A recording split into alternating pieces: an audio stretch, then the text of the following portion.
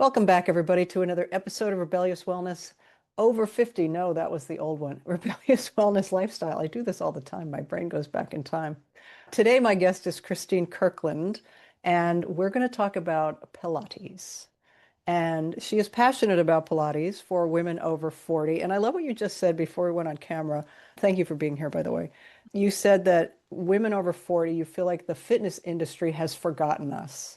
And I want to talk about that a little bit, but I want you to just tell people your story. I remember you saying in your bio that you woke up one day and realized that the all pain, no gain was not working for you and you were exhausted in your body. Is that what led you to Pilates? How did you find Pilates? Tell us about Mhm. yourself. To be honest, I landed on Pilates out of desperation. I think all women can understand that as we grow older and go through the seasons of our lives, our bodies change with it. And for so long, I was drinking the Kool-Aid that the no pain, no gain, go hard or go home mentality was the way to see results in my workouts. And it wasn't until after I had my children, I had these massive changes in my body that those workouts left me exhausted and so discouraged and honestly just a shell of myself. But I knew all the benefits of exercise, especially mentally, the benefits. So I knew I had to exercise because I did struggle with postpartum depression with my second.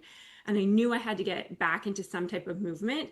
So I had touched on Pilates when I was in university. And then in my middle to late 30s, that's when I really started to hone in on it. And I had amazing results, better results than what I was doing with that kind of the high intensity boot camp classes where you're sweating a ton. The results were amazing. And I actually thought because the workouts, because they're low impact, I actually felt like I was cheating. And because I was seeing all these results, and I just could not understand. I was like, why, what is going on? Is it just me or and then so I became certified to teach Pilates and I've taken my method and I really applied it to women over the age of 40 because what I've discovered with working with this demographic is that the fitness industry really has forgotten about them. And it's not to say that what these 20-year-old fitness influencers are pushing out there for us to do for exercise, it's not wrong. It's just not right for women in their 40s, 50s, 60s, and up until their 80s. So I've taken Pilates, the low impact style of exercise, and I've adjusted it for women over 40. And so as I mentioned to you before we decided to do this interview, I have tried Pilates. I have tried private classes, group classes, reformer, the mat, Peloton apps. I just can't seem.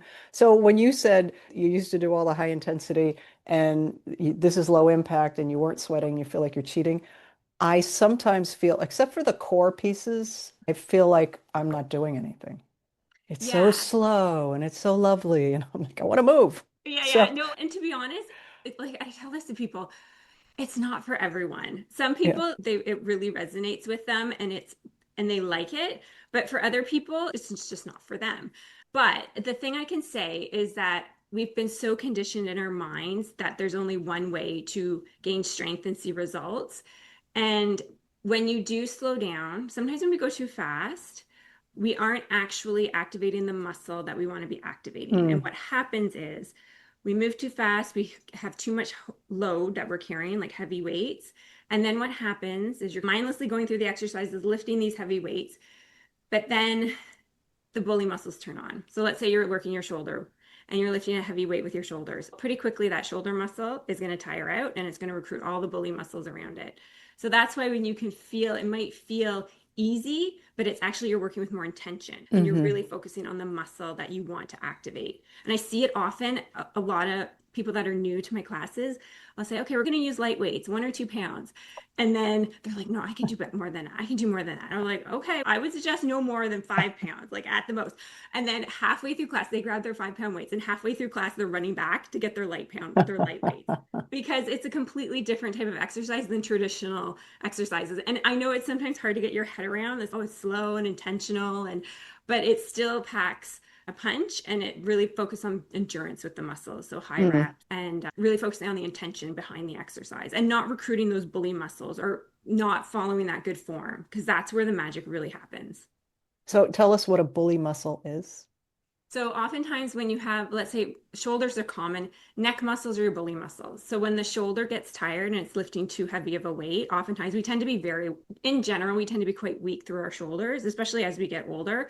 And when you lift too heavy of a weight, that shoulder muscles, I don't want to do this anymore, and the neck muscles turn on. And that's when you get the neck pain. Same thing can happen with your hip flexors. When your core muscles aren't turning on or aren't firing properly, then the front of your hips will turn on. You'll feel that burning through the hip. So we have these kind of key areas that I call your bully muscles that turn on when the actual muscle you want to work isn't working effectively. When you slow down the movement at Pilates, you can really pay attention to what muscles you're wanting to activate. You said something about what you wish women over 40 would stop doing or forget they learned or something like that.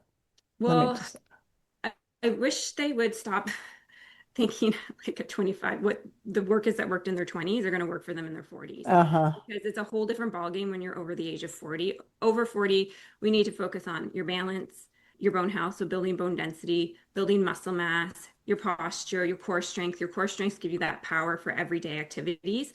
So it's not necessarily just the aesthetics. Sure, that's important, and that comes when you focus on building all those facets of strength that you need to show up as like really the best version of you for this stage of life.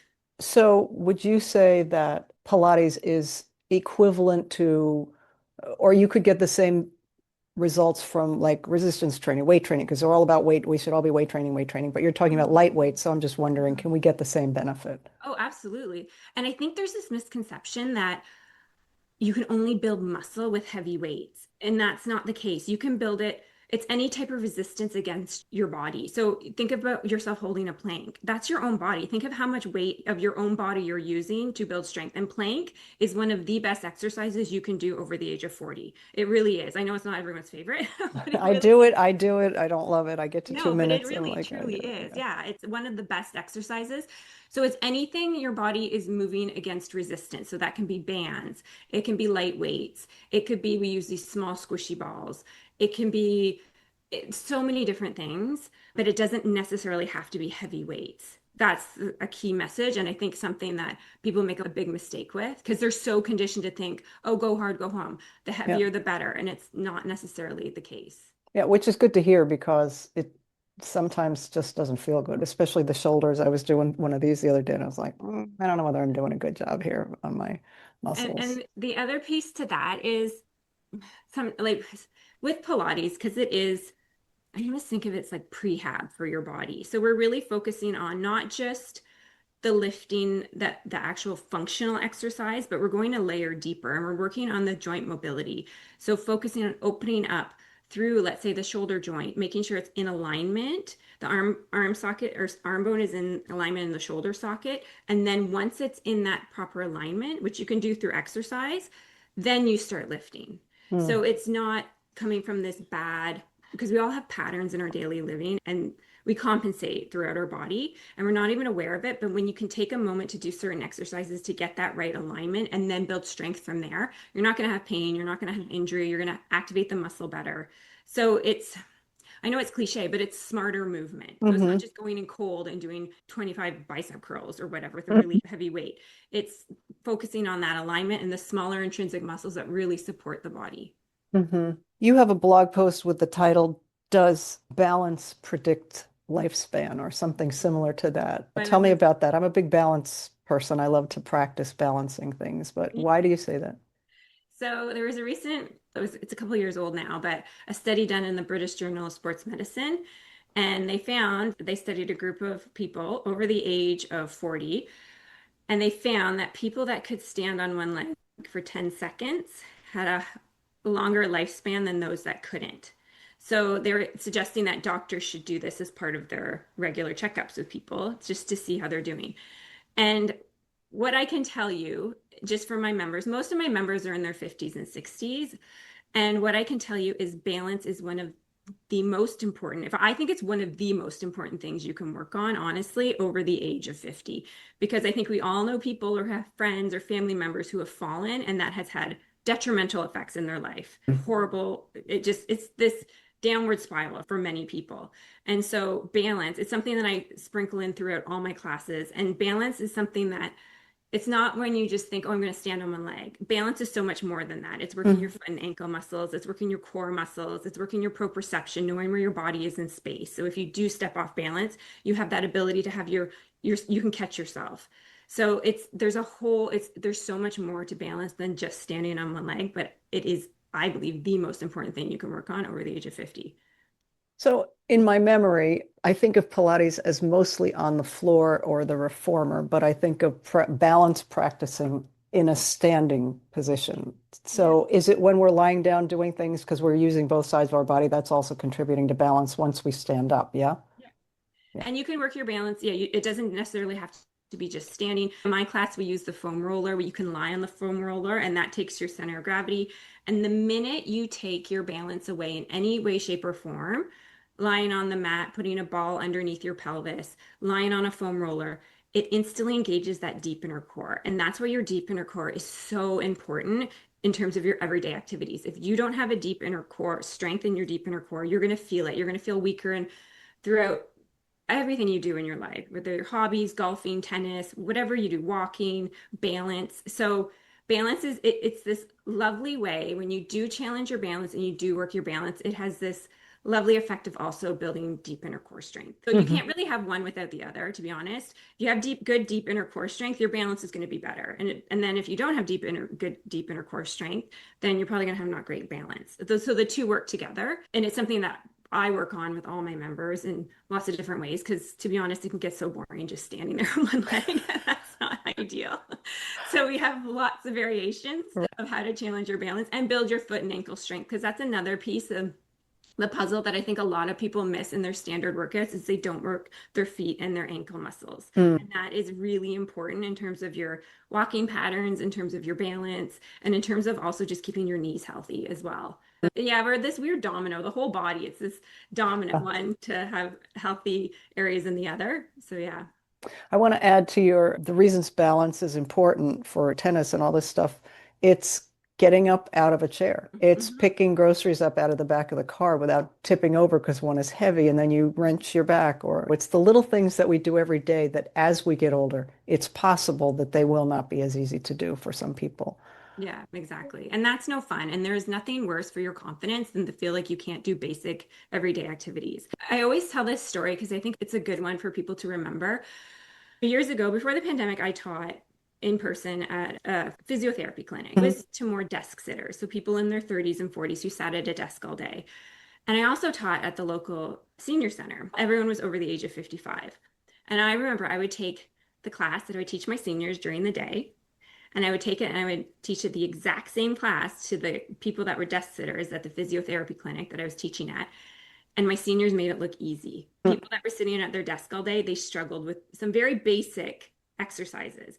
And Mm. what that taught me was that age truly is only a number. And movement is really the key to allowing you to move freely and with confidence through life. It's our daily habits that matter.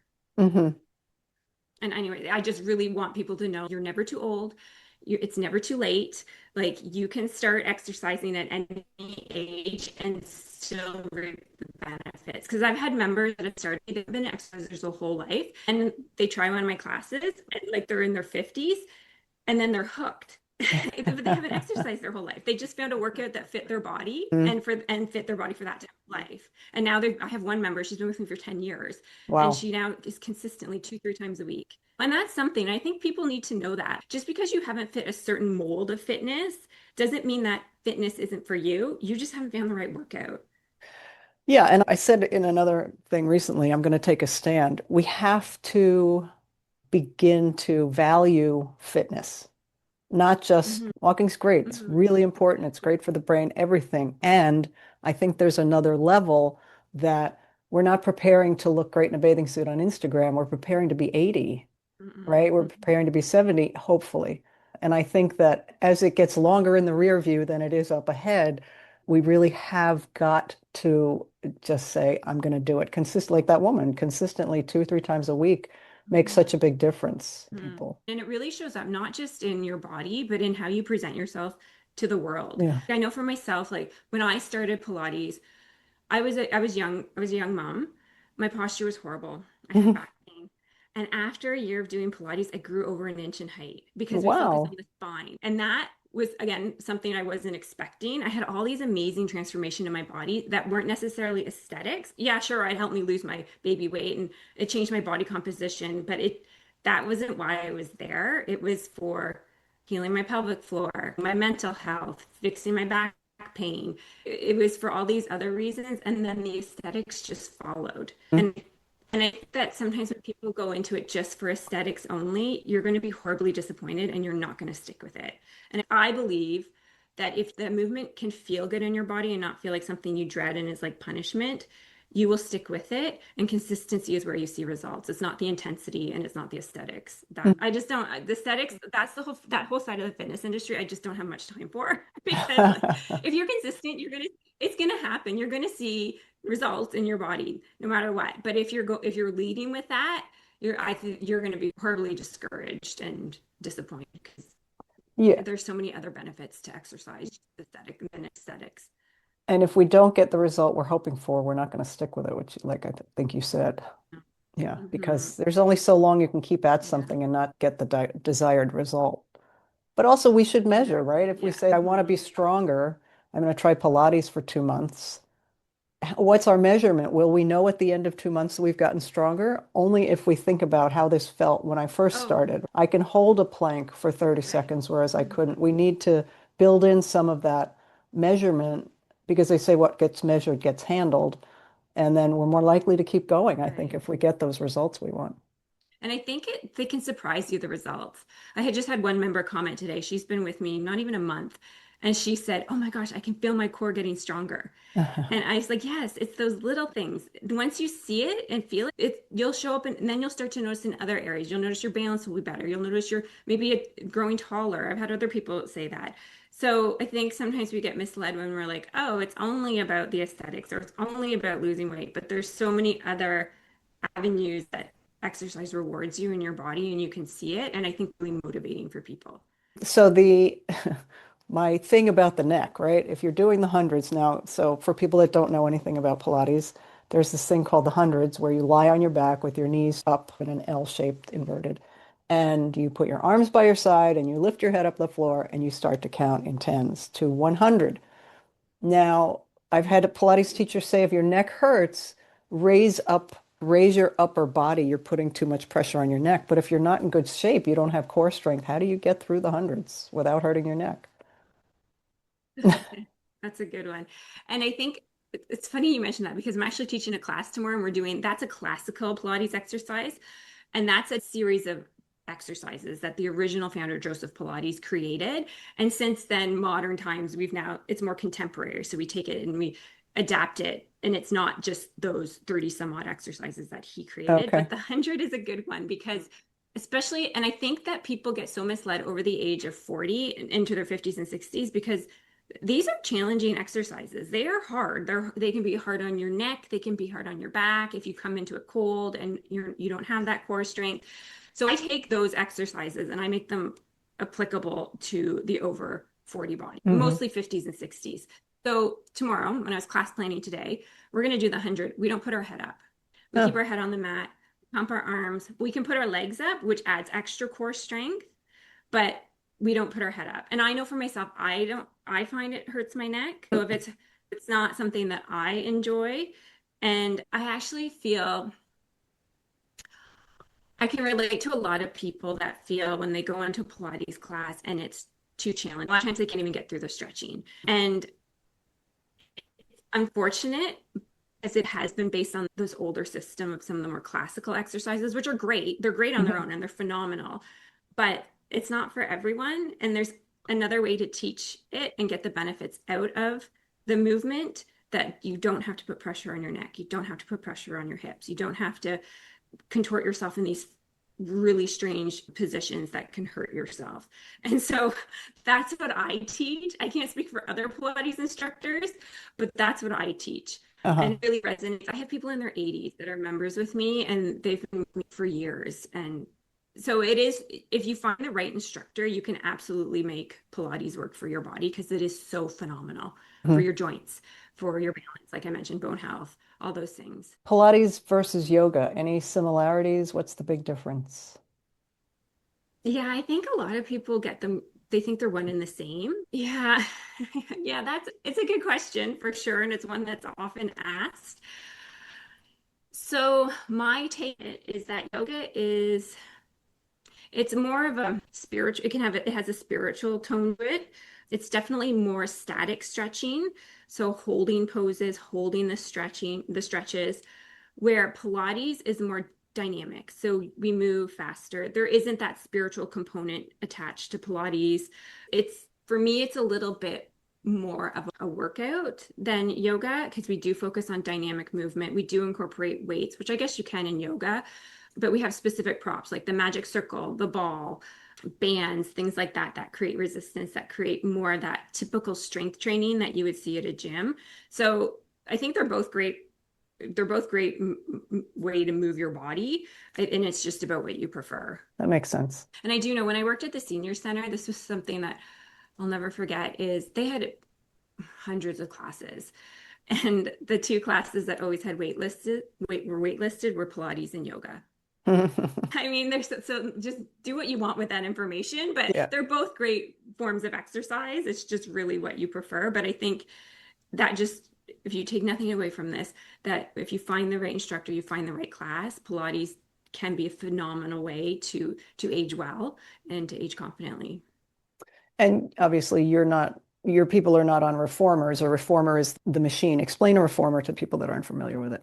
Yeah, so a reformer is an apparatus. It's an equipment in Pilates. It's on a track and it has these straps that you put your arms and legs into, and you lie on this, I don't know what you call it, the carriage, and it moves. And so it's a different way of adding in resistance and strength training into your workouts. It's not for everyone, but it is one way that typical Pilates classes are taught.